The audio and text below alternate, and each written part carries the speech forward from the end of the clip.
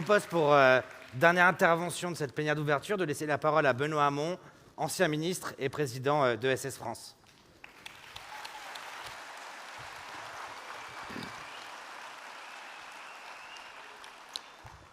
Bonjour à toutes et à tous.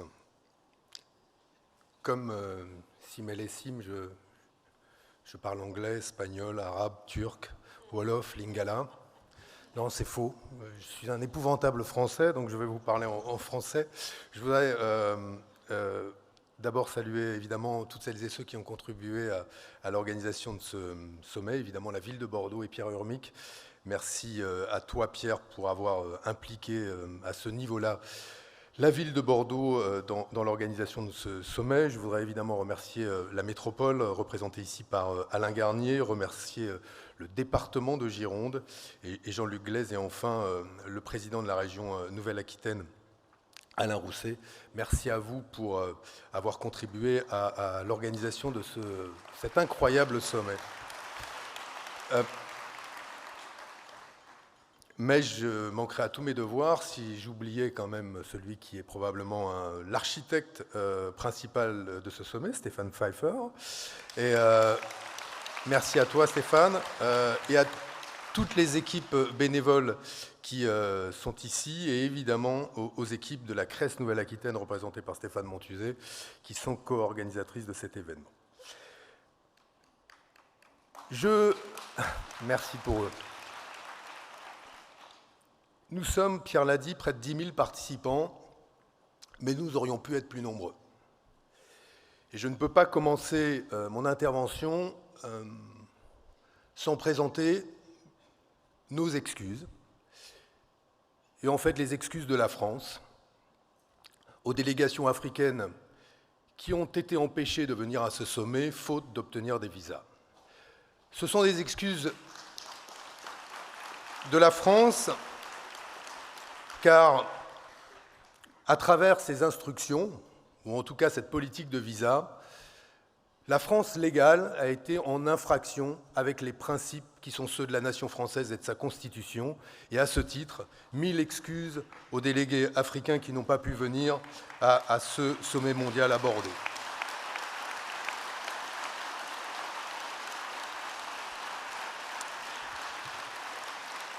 Cet épisode est hélas, la manifestation d'un contexte plus global et dont nous percevons aujourd'hui les affres dans nos engagements respectifs, quel que soit l'endroit du globe où nous nous engageons. Parce qu'il s'agisse de ces politiques de visa défavorables à l'entrée de ressortissants subsahariens en France, ou des politiques que nous observons aujourd'hui outre-Atlantique depuis les tweets rageux de Donald Trump à la chasse aux personnes migrantes ou aux politiques ouvertement xénophobes et racistes qu'on y constate, c'est la même mécanique qui fonctionne aujourd'hui, qui consiste à désigner des ennemis, dresser des murs et faire de la peur un instrument de gouvernement. Alors, un grand intellectuel méditerranéen, français, mais né en Algérie, Albert Camus, disait « Mal nommer les choses, c'est ajouter au malheur du monde ». Il faut donc ici que nous nommions correctement le contexte qui nous entoure aujourd'hui. Il s'agit indiscutablement d'une nouvelle étape dans l'histoire du capitalisme mondial qui consacre l'alliance entre des États et les géants de la tech, une alliance qui a fait de la démocratie libérale et de l'humanisme une cible.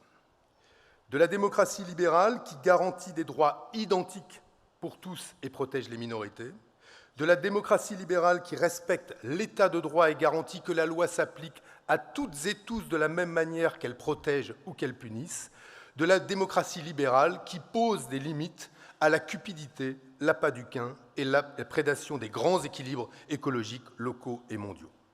Cette alliance entre certains États, notamment l'État américain et les géants de la tech, a des cibles que vous connaissez parfaitement. La solidarité internationale et les principes de coopération, la société civile qui se pose en contre-pouvoir démocratique l'éducation, les professeurs et la science, l'écologie et la justice sociale.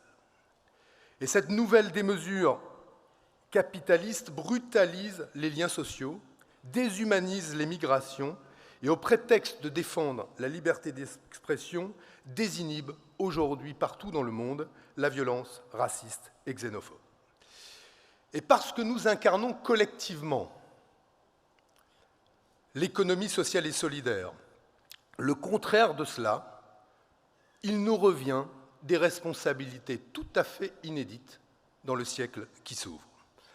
Parce que regardons-y de plus près et observons les choix politiques qui sont faits outre-Atlantique et qui pourraient être prolongés partout ailleurs en Occident vis-à-vis des grandes métamorphoses que connaît aujourd'hui notre planète, et observons par symétrie ce qu'est l'approche de l'économie sociale et solidaire. Sur la transition écologique, ils disent quoi? Ils disent que le dérèglement climatique n'existe pas, que les rapports du GIEC sont une opinion parmi d'autres. Et leur objectif est simple, prolonger l'espérance de vie d'un modèle pourtant obsolète et qui exerce une prédation de plus en plus forte sur la biodiversité et sur les écosystèmes naturels. 10 ans après les accords de Paris, 7 des limites planétaires ont été franchies et la compétition pour la prédation est de plus en plus forte. Aujourd'hui, face à cela, nous incarnons l'économie de la tempérance et donc de la protection, et nous avons donc une responsabilité à ouvrir un chemin pour montrer qu'il existe une alternative aux objectifs de cette alliance entre la tech et certains États.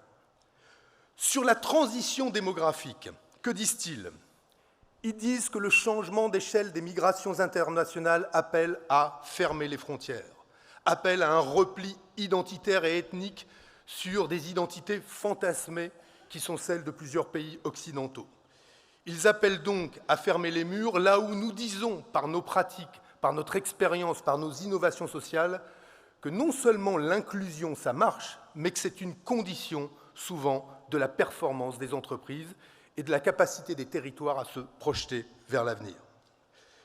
Sur la révolution digitale, autre grande transformation de notre époque qui va amener à ce que les technologies viennent bouleverser notre rapport au travail, à l'information et à la connaissance.